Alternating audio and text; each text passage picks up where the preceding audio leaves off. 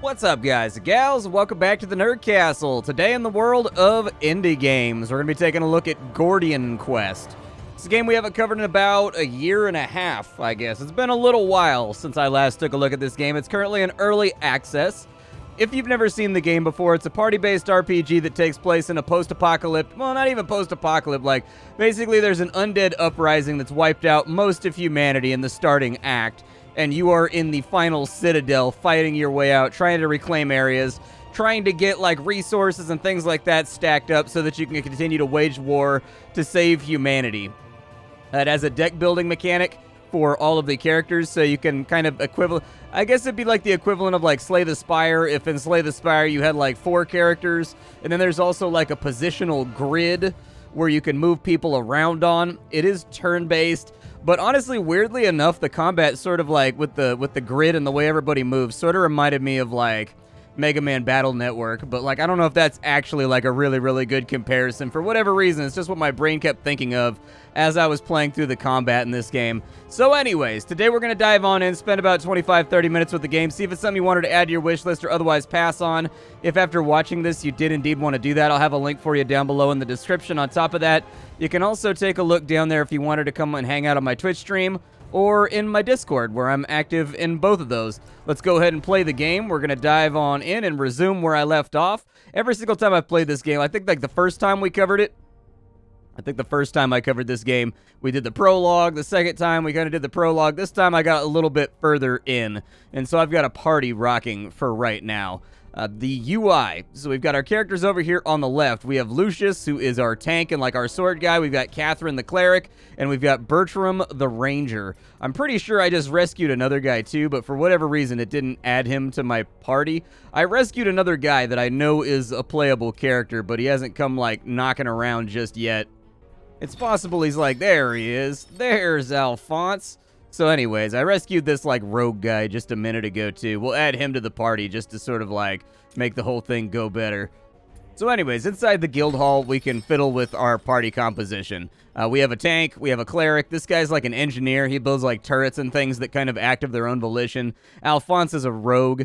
It doesn't really, like, matter who you bring along. You can only have 3 guys in your party at a time. There's also side NPCs that get added in for, like, story quests and stuff like that you have no control over, but, like, you gotta kind of, like, keep them alive. They tend to play pretty conservatively and, like, really, really safe. I'll stick with Bertram for right now because I'm familiar with him, and then we'll dive back on out of here. I also have, like, Renown. We'll talk about that in a minute. So at the top of the screen, we've got the amount of gold that we have available. You spend that at the blacksmith in order to get new items for all your characters.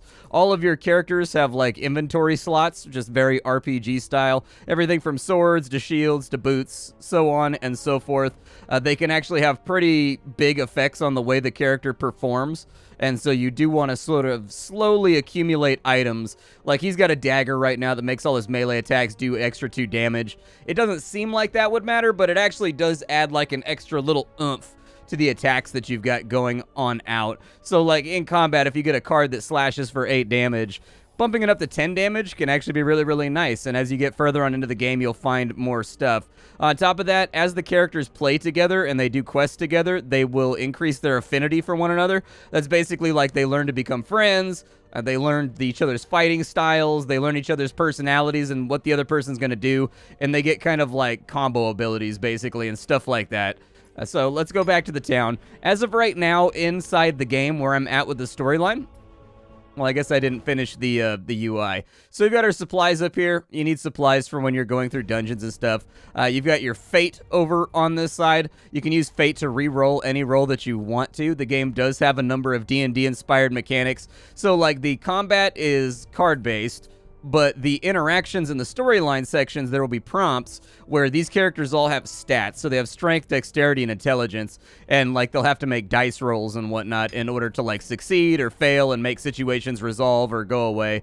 It's nice. It adds a little bit of flavor and a little bit of like a roleplay flair to some of the little RPG sections. We also have Renown over here. Renown is a special currency you use to trade for better, more awesomer stuff, and you get it as you play through the quest and get things done. For right now, I wanted to go to the blacksmith. That's what I really wanted to do. I don't know if there's anything like in here. You get sustaining strike. Oh, that's pretty sweet, dude. That's actually pretty dope. I'll take that. Yeah. I'll buy that right there. What does this do? It gives +1 strength. I'll take one of them too. +2 intelligence to challenges. Let's see, +1 dexterity. Yeah, I'll go with some dexterity. I'm trying to spend a little bit of money right now so that I can equip people up. We'll go ahead and jump on into our equipment menu, and we want him to have the helmet, and we want him to have the sword. We want, who do we want to have the boots? We wanted Alphonse to have Bertram to have the boots because he's a dexterity character. They do get bonuses based on, so every card has a thing tied to it. It's either strength, dexterity, or intelligence. They get bonuses from there, plus your item damage, plus all that stuff. So as you can see, it kind of slowly accumulates, and your characters do get a lot stronger. There's also a level up grid over on this side. Every single time one of your characters levels up, you can pick from one of these little sphere grid areas, and you will get something. And so this can be everything from like upgrading one of their cards, to adding a new card to one of their decks, to increasing their HP, to increasing their stats. It's up to you what you want to choose. As of right now, on my tank, I've gone for a stat increase and 2 HP increases. And then on her, I've gone for an intelligence increase and a new card because I was trying to get some heals. And then with him, it looks like I've done a card and a dexterity. And so, you know, there's lots of stuff to fiddle with. Like, I know there's always, like, that temptation nowadays to, like, write things off and just be like, oh, Slay the Spire clone. But honestly, it does have Slay the Spire elements, but there's a lot of other supporting mechanics going on in to make it more interesting, too. There's an event over on that side. We've got to secure a library. All right, let's go secure a library. I think we can do that. I think I got to leave the shop, though, first. There we go. Yeah, let's go secure the library. You carefully step into the library. Rows of bookshelves have been toppled over and books lay strewn across the floor. You can hear the groan of the undead echoing through the chambers. Okay, so we're in a dungeon right now. There's an event over there and there's a fight over here. Let's go ahead and we'll do this little fight on this side. So here we are inside of our first combat. The game is remarkably well animated. It's a really, really gorgeous looking game. Basically, combat takes place on a 18, so it's a 6x3 grid. Your characters can take position anywhere on here, and you can spend AP to move them around. If you mouse over the enemy's intents, just like every other game, it'll tell you who they're attacking and what they plan on doing, so you know who to block with, you know who to attack with. We've got Bertram up right now. Bertram has an ability called Primed Shots, where basically he creates combos with his crossbow. And so we want to prime his shot right here so that he gets an extra 8 damage if the enemy is more than 2 tiles away.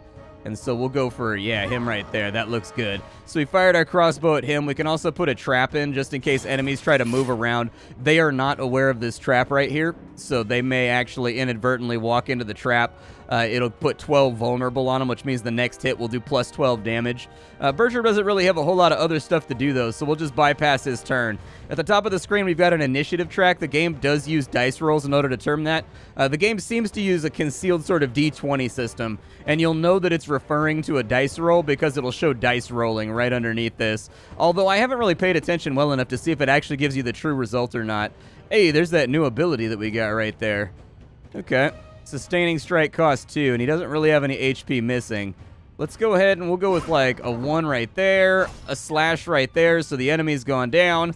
I'm just going to work my way from top to bottom. And so this little werewolf over here has 4 bleed on him now.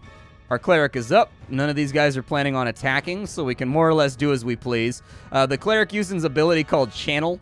And so basically, some of her abilities are channeled abilities, and some of her abilities generate channel points. And what that means is channeled abilities have their mana cost reduced, or their action point cost reduced, which is in the bottom left right here, by an amount equal to the number of channel points she has orbiting her character model, up to 3. Or some of them get stronger based on how many orbs you have. And so really, the moral of the story with Catherine is accumulate orb, get money. That's really the way that she plays. We'll go ahead and get some channel going. That sounds good. We'll smack that guy right there. Since nobody else is attacking, we could go for 19 and just finish him off. Let's do it. There's also some pretty cool spell effects in this game, in all honesty. Like, even though the paper dolls for the characters are not, like, crazy animated, some of the spell effects are actually really, really good in this game. They look great. I'm going to need her to shift. Well, I need her to move down to there, but she doesn't have the AP to do it, unfortunately. So he's going to howl. That's going to add 6 block to him. We're going to have to move her down this way in order to get this all to work. Yeah, I'll put a sentry turret down. Why not? It'll be last in the initiative track, but it'll still deal some damage just in case we don't finish this guy off. We've got a sentry shot. Oh, never mind. I'm on the wrong person. Okay, so we've got tumble, move to any cell in your row or lane, discard 1, draw 1, gain 11 critical. We've got a shatter hit over here. Yeah, let's go ahead and do the shatter hit. We're not going to get the full benefit out of it, but, you know, we got to do something with him on his turn. We got a slash right there. I need to back kick you over to there into the trap so that Catherine can hit you on the next turn. And so there is kind of like a nice little strategic element to the game when it comes to repositioning your characters and then also using abilities to force the enemy to reposition. I like that about Bertram, is that you can put traps all over the place and then you can use Lucius and his back kick ability to move them around on top of the traps against their will. That's a really, really fun little synergy that you can play around with between the two. Unfortunately, she drew all guard cards, so I guess we'll just finish. Oh, 28 damage. Never mind. I forgot he had vulnerable on him. After every single battle, everybody's going to get some XP. Everybody's going to get some synergy between the different party members. Once it goes up, we'll be able to spend a point on the grid. We got 11 bucks right there. Apparently, Werewolf's been walking around packing. So we've got 4 nodes until we use our next supply. What is this right here? Area grants 1 fate on clear. It's occupied by bandits. Yeah, fate can be pretty useful. I'll go ahead and see if I can stack up another fate. Oh, we started out rooted. Weak. Okay, put down a sentry turret, and then you don't really have much else to play around with. I'll put a boobity trap right there. And then we've got back kick. Unfortunately, he can't make it happen. However, if I move to here, we can back kick him into that, and now he's vulnerable. So he should take a bunch of damage from that next hit. Yeah, that's what I figured. He's going to get schwacked. We can do 19 damage right there. We've got 18 damage plus a healing card. We've got 29 damage right there on Righteous Blow. Go ahead and do that. It wasn't really occupied by bandits, plural. It was occupied by, like, bandit. We've got 2 renown right there, 44 bucks. So go after the bandits if you're trying to make money. And then a copper ring. That's actually not too bad. This over here is going to apparently chart a path through the area. I don't know how many events I want to deal with, or if I just want to keep on trucking as fast as possible. We've already taken down the damage nodes.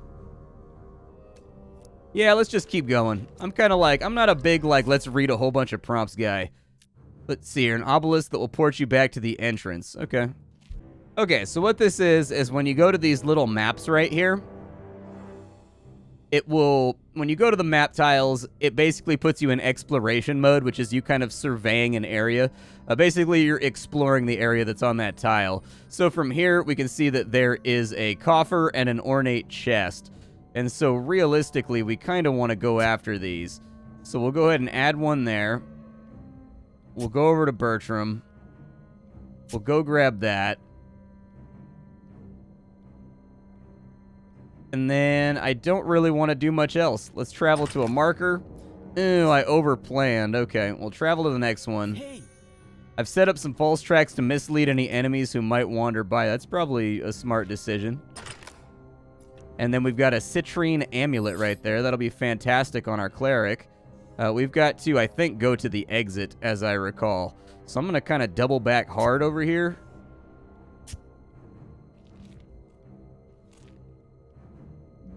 All right, so we got on out of there. Let's go ahead and we'll equip some of our gear here. So we got the citrine amulet right there.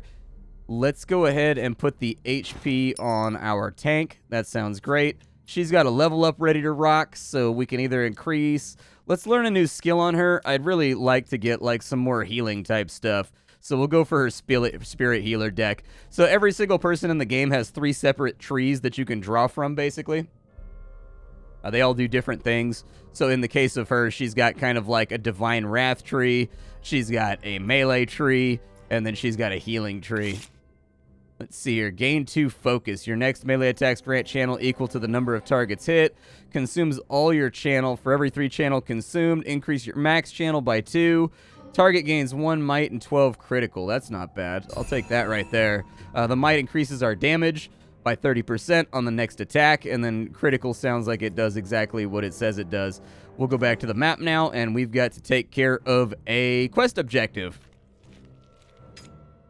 All right, the corridor leads to an open foyer with the various reading rooms and chambers. The ground is splattered with blood and entrails, and the air is bitter cold. You have a bad premonition. A sign in the wall points to the various rooms from the closest to the furthest. Okay, check the storeroom. The storeroom is a small room off to the side of the hallway. There is a shelf filled with flasks, likely concoctions brewed or experimented on earlier in the day. You attempt to see if you can identify any of the mixtures. So this little interface right here is that we're making a knowledge check. So you want to pick a character that has a high intelligence. We need to roll an 8 on a d20 in order to succeed, and we have a +3. That means that we basically have a 75% chance to clear this, and then we'll find an item. Now, if you desire to do so, you might notice that there was a card slot in the center right there. You can go into this person's deck if you want to, and you can find a card that is associated with that particular attribute, and you can sacrifice it. And so basically that card will be burned until the next time you go back to town and rest in an inn, and it'll add even more to the bonus over here, thus allowing you to kind of sacrifice some of your in-battle options in order to get outside of battle successes. And I actually think that that's a fairly elegant system that's going to test the player and make them think to themselves like, okay, how badly do I need this card over the next X amount of time? In order, because I really need the item that comes out of this challenge. So, like, I like that. They've actually found a way to elegantly minimize RNG. If you like dice rolling and you like taking your chances, you can absolutely play these minigames that way, and you can just have your character roll with raw stats and take the result. If you're the kind of person that finds RNG to be a little bit frustrating, or you find it to be the sort of thing that is just not your cup of tea, you can actually sacrifice a card and get a huge bonus that basically guarantees you're going to succeed. I like that about this game.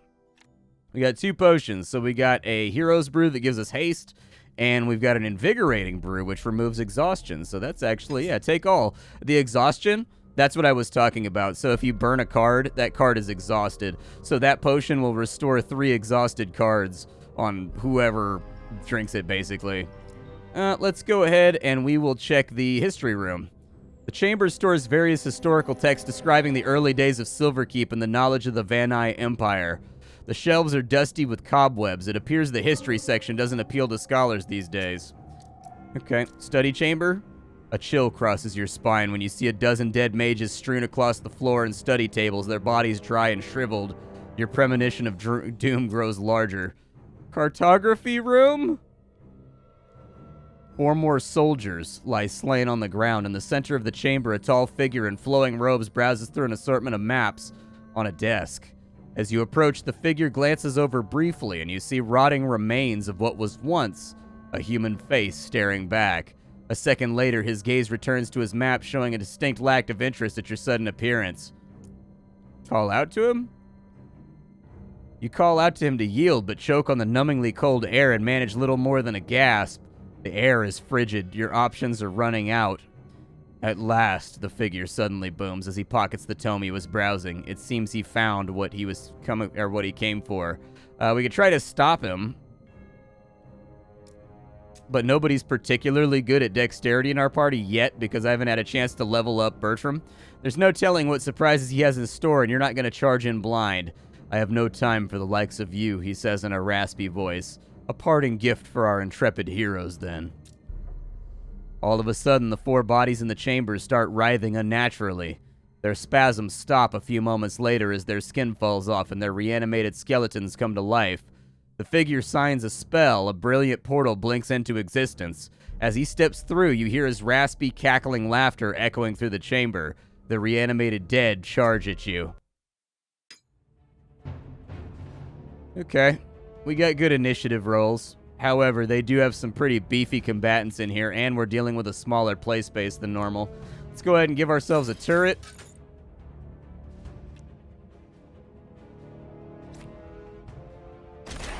Yeah, I can chain some attacks around. That sounds good.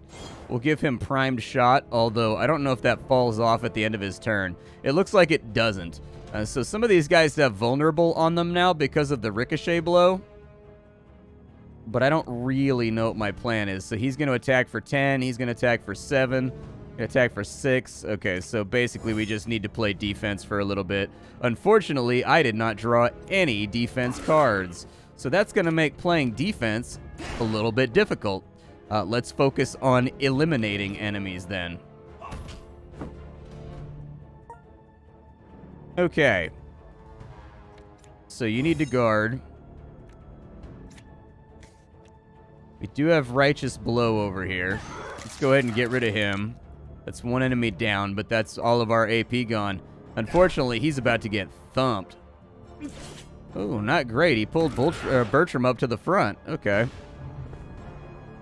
Not in love with how that turn played out. I would have preferred to it have gone better, but I suppose that's life. He's also bleeding. All right, give me a far shot right there. Give me a shatter hit right there. Give me a far shot right there. And I'm going to have you swap back in place. Okay. He's just going to block on his turn, so we're safe enough going all in on him and just trying to get through his block for right now. We'll go ahead and unload on him a little bit so we can get a temporary heal card right there. I think that's a really good idea. So what I would do is I would move her to there, and then we'll do the mending spell so that it heals him up. We have Holy Force right there that's going to finish the fight off, and so honestly, that went about as well as I could have hoped for it to go. Bertram just leveled up. That's great because I need to dump some points into Dexterity. This will get us on out of here, so we'll teleport out. And so we have completed, as far as I know, the library, I think. Yeah, it looks like it's got a green thing around it, so we're all done there. Now that we are in the garrison, we can go back and I think report. I forget who it was that wanted me to secure the library. It was the Enchantress. There we go. So she gave us a Tome of Skill. That'll give us 1 free skill point. That's nice. And then we got some magical dust. I risked my life deep down in a dungeon against the slavering hordes of undead so that you could give me a big handful of pixie dandruff. I appreciate it. Traveler, I'm glad to see that you've returned. This entity you described sounds like a Rift Lord. Sorcerers who embrace the use of ancient magic to gain immortality. You've heard of the Vanai, I presume. They were a civilization that predated us before disappearing centuries ago. All of the technology we have today is built upon their achievements. That's what they teach the young ones. But the Vanai were also avid researchers of the more eldritch forms of magic, spells that involve blood sacrifice and torture. It's likely that the Rift Lord is planning something against us, but for what reason, that remains to be seen. I'll send soldiers to recover what we can from the library, and I'll let you know when I have more clarity on the matter. So there you go. Let's go ahead and with the Tome of Skill, I don't know who I want to use that.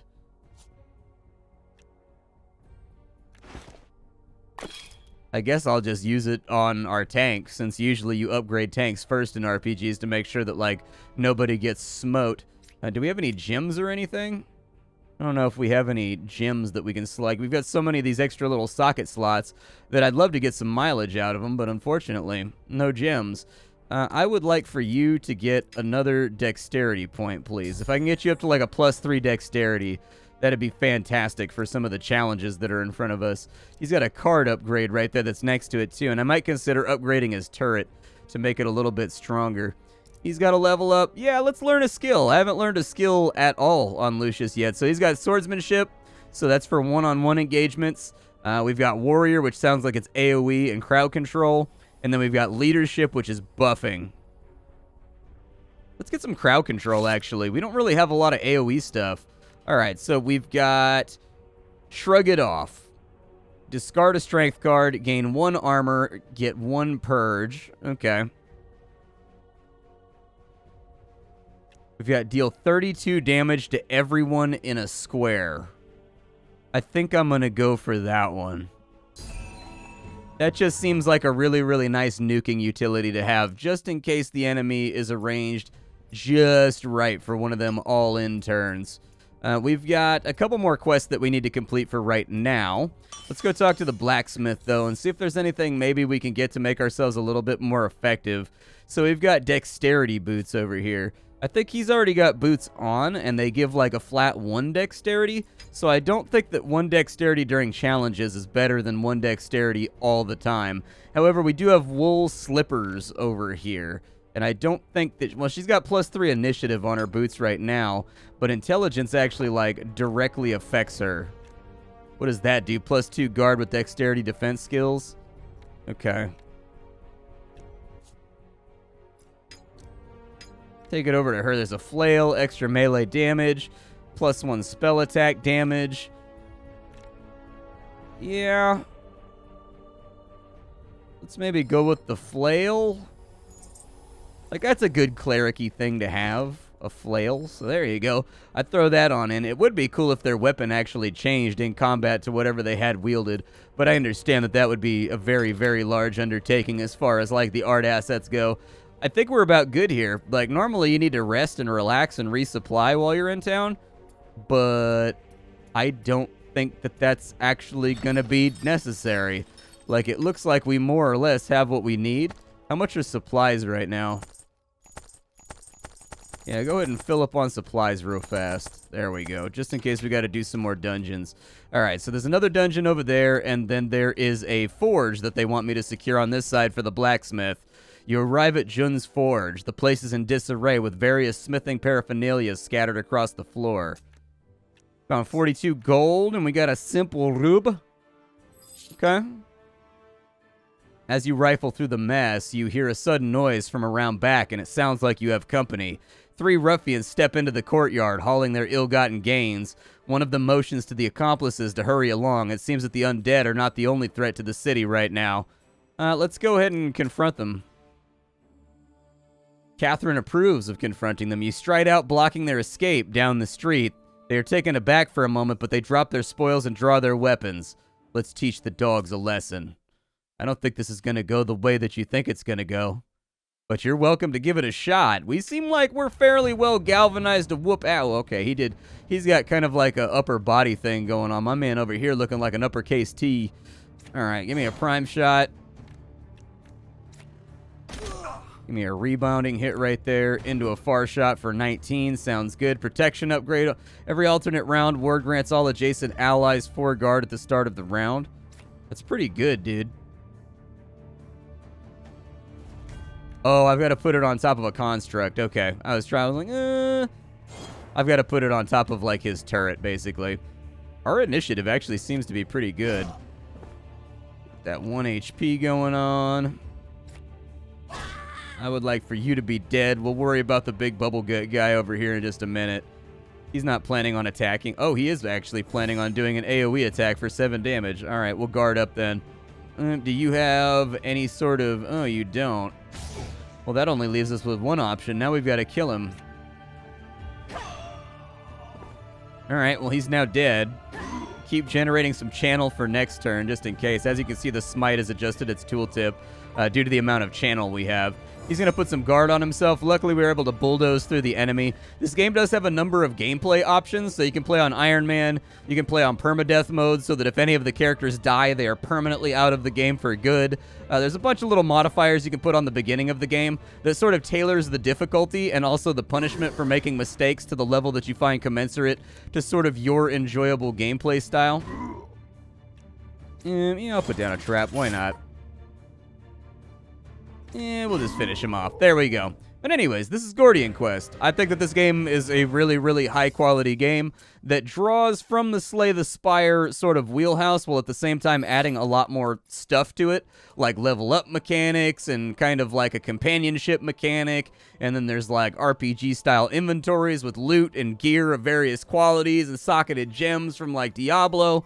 I think the game manages to actually mix and match a lot of different influences and make the whole thing work. I mean, you've got everything from D&D to Slay the Spire, you know what I mean, to Diablo. Like, you've got so many influences inside this thing, all just rattling around, and you would think to yourself it would be really, really difficult to get all that to gel and become copacetic towards the inertia that the game is trying to generate, but it all just seems to work perfectly fine. The places where RNG exists, they give you options to limit that RNG. You have no shortage of like free rerolls or burning a card in order to get bonuses or whatever else. And so really this game sort of leaves the player free to enjoy with as much or as little RNG or struggle as they want from the top to the bottom. The game continues to be in early access. If you're wondering why I'm covering it right now, it's because the game just released Act 3. So up until the last year or so, there's just been the first 2 storyline acts, and so they just added the 3rd act, which is a fairly major update as far as games are concerned. And so anyways, my name is Splattercat. I sift through the pile to find what's worthwhile in the world of indie games every single day so that you don't have to. Today up on the chopping block, we had Gordian Quest. I enjoyed my time tremendously with this game while I was prepping to make this video. I played through the prologue again. I fiddled around with the early game with different character starts and whatnot. There are a lot of characters. You do get to pick the ones that you start out. Well, you get to pick one that you start out with, and then from there, the other ones. The second one you get to pick from a group of 3, and then the third and fourth character, I don't know if they're the same every time or if they're randomized. But anyways, you discover characters as you go along, but you get to pick your first 2. And so anyways, that'll allow you to kind of develop your playthrough as well. There's druids, there's paladins, there's clerics, there's like kind of like a kung fu mage guy. Like there's a bunch of different things in this. Like some of them are tropey, some of them are not. And I actually think that they got the mix about right. I'll see y'all later. Thank you for stopping on in. This is Gordian Quest. If you enjoyed the video, don't forget to leave a like on it. I'll be back tomorrow with something hot and fresh off the indie skillet. Take care until then, everybody. Bye-bye.